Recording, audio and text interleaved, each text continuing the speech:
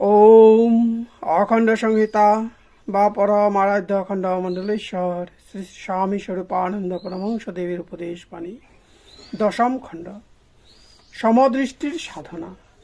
শ্রী শ্রী বামণি আরও বলিলেন, সবাইকে সমদৃষ্টিতে দেখায় এক বিরাট সাধনা।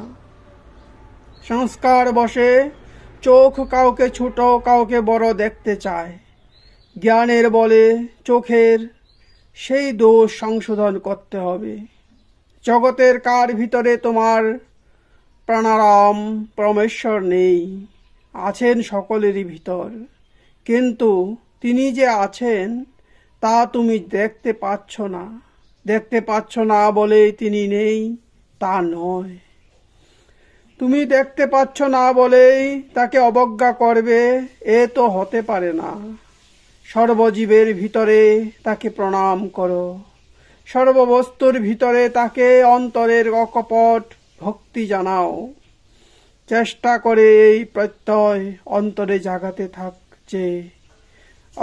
জাগাতে থাকো যে তিনি আছেন, সর্বত্র আছেন, সর্বভূতে আছেন, সর্বদা সর্বকালে সর্বতোভাবে আছেন। ছোট বড়, হেয় আদরণীয়, সবল দুর্বল, ক্ষণিক শাশ্বত ভঙ্গুর অক্ষয়, সব কিছুতে তিনি আছেন, তিনি ছিলেন, তিনি থাকবেন। অবিরাম নাম কর। শ্রী শ্রী বামণি আরও বলিলেন, অবিরাম নাম করো, নামের মধ্য দিয়ে প্রেম আহরণ করো। এই প্রেম বিশ্বজনে বিলাও। এই প্রেমের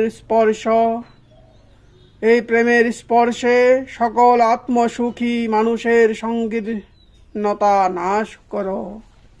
এই প্রেমের মহিমায় কলহ কোলাহলে অশান্তিময় ধরণীকে শান্তির আগারে পরিণত করো।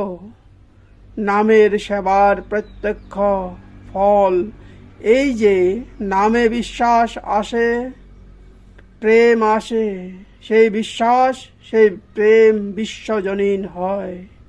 নামের গুণে সমস্ত ব্রহ্মাণ্ড প্রেমময় হয়ে যায়।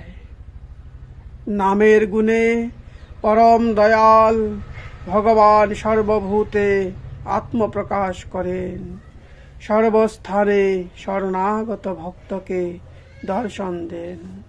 নামের চেয়ে মহত্তর বান্ধব তোমার আর কেউ নেই, এই বিশ্বাস থেকে কদাচ স্খলিত হইও না।